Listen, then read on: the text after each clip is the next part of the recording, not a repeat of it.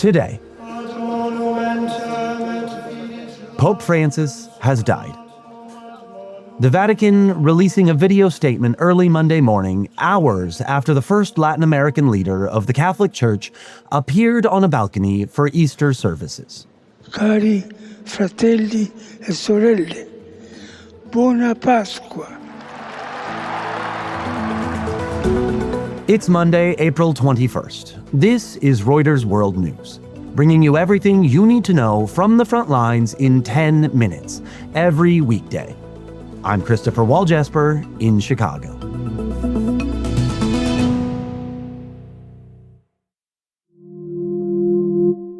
Pope Francis has died at the age of 88. The Vatican announcing his death at 7:35 a.m. local time, the morning after he attended Easter services. Tributes are pouring in from around the world for the Argentinian man born Jorge Mario Bergoglio, who surprised church watchers when he ascended to the role in 2013. Pope Francis was known for eschewing the ornateness of the church and embracing the poor. His 12-year papacy was marked by division and tension as he brought reform to the Catholic institution. His leadership was also marred by various ailments and ill health. Joshua McElwee is our Vatican reporter. He spoke to Reuters World News about Francis's legacy. Francis was really known for having a very open dialogue with the church, wanting the church to be more open to modern conversations and to tackling big issues that had kind of been off the table for years, even things such as possible ordination of women to the clergy, better ministry or reaching out to gay or LGBTQ Catholics, and opening up kind of big conversations the church maybe hadn't had for a few decades. And I think a lot of people will remember that and will remember him as a pope who was very fond of being amongst people and kind of being very comfortable with conversations that might be a little uncomfortable for Catholics who are used to a church of an earlier era. Now, we're hearing tributes around the world, and crowds are already beginning to gather at churches, especially in Buenos Aires. What happens now? Basically, most of the church's business at the Vatican stops. There's a cardinal called the Camerlengo who kind of takes over the day-to-day administration of the Vatican, but not many big decisions can be taken. They seal the apartment where the Pope was living to make sure no one can enter the apartment. And then we would expect it would take some time to arrange the funeral. Pope Francis has asked to be buried at a church in Rome called the Basilica of St. Mary Major, unlike other popes who had decided to be buried in St. Peter's Basilica. And then cardinals around the world would come to Rome for what's called the conclave. It's a secret election to elect the next pope, but that takes also some weeks to arrange. All right, tell me about the conclave. What can we expect? The whole process is going to take a month or more before there would be a new pope. There are some guidelines laid out in official documents, particularly those approved by Pope John Paul II. It's not entirely firm.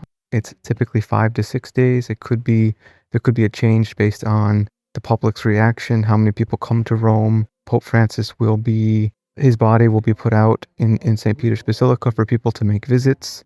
And it might depend a bit on how many people come to make visits and kind of how steady the stream of mourners is. U.S. Defense Secretary Pete Hegseth is once again under scrutiny for a signal chat. This time, a source tells Reuters he shared sensitive Yemen war plans in a group that included his wife and his brother. The revelation of a second signal chat comes at a particularly delicate moment for Hegseth. Several senior Pentagon officials were ousted last week because of an investigation into leaks. Reporter Idris Ali covers the Pentagon. What's raising a lot of eyebrows is not only that this is the second instance of this happening, but that it is sharing sensitive information through a platform which usually isn't used to share such information and can be quite problematic. Now, this is coming at sort of a sensitive time for Hegseth, isn't it? It is. There's a lot going on at the Pentagon. Some people have called it chaos, but at the very least, it's, a very precarious and tumultuous time for the Pentagon and for Hegseth. There was essentially a leak investigation started in recent weeks, And that has really embroiled some of his top advisors, including an individual named Dan Caldwell. And he was actually one of the people, or the main person, that Hegseth named as a point of contact in the first Signal chat. And so we're at a point where, lawmakers, especially Democratic lawmakers, are really questioning whether he is fit for the job or he should step aside. How has the Pentagon responded?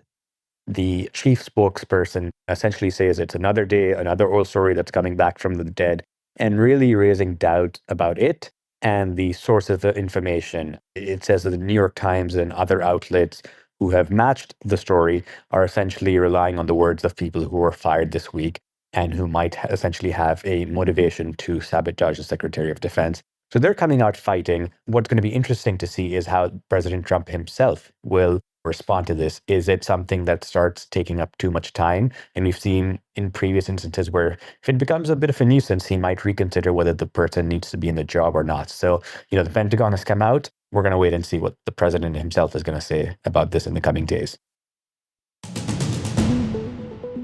Israel's military has dismissed a commander over last month's killing of emergency responders in Gaza.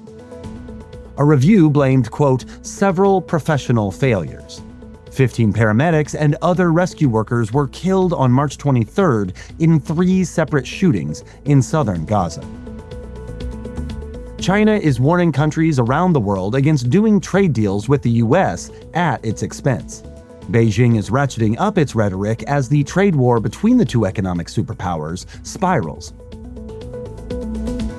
Anxiety over tariffs has investors nervous this morning as U.S. markets reopen after a long weekend. Stocks and the dollar slid in Asian trading overnight. Investors also appear shook after Trump's attacks on Fed Chairman Jerome Powell. Gold has catapulted to yet another record high.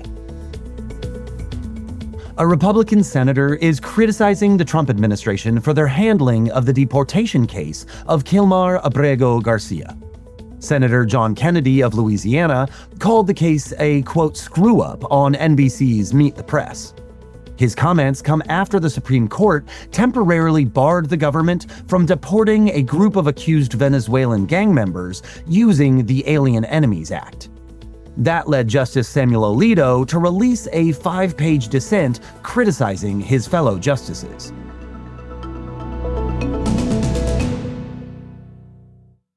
The U.S. is calling for an extension to a one-day Easter ceasefire declared by Russian President Vladimir Putin. But while the Trump administration continues to try to broker peace, both Russia and Ukraine are accusing each other of violating the ceasefire. Christian Lowe was in Kyiv over the weekend. Christian, what did the ceasefire look like on the ground? So anyone like me who's in Ukraine for the past 30 hours would have experienced that. Unusually, there weren't any long-range aerial strikes, drones, ballistic missiles going into the big cities, which I guess was a welcome respite for anyone who's been experiencing that kind of stuff pretty much every day for 3 years. So in that sense, there was a difference.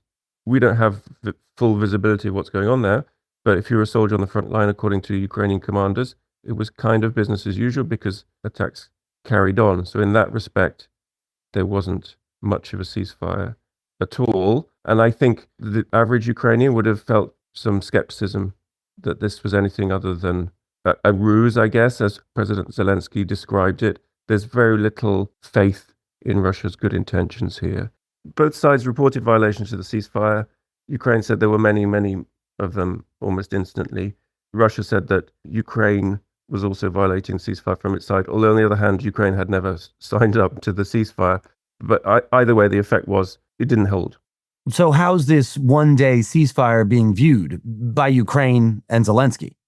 So Ukraine interpreted this ceasefire as being window dressing, as in Russia saying, well, we'll put on a show of a ceasefire for 30 hours to satisfy Donald Trump, and hopefully that will be enough, but it's not a sincere effort as a ceasefire. That's Kiev's perception of that.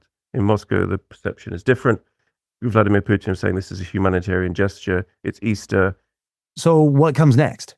We're on a timeline here that's been set by Donald Trump, who said he wants a peace deal by the end of this week. On Wednesday, Marco Rubio head to London, and there'll be some meetings there with Ukrainians and with European partners, see if they are moving closer and if they can meet this deadline set by Donald Trump.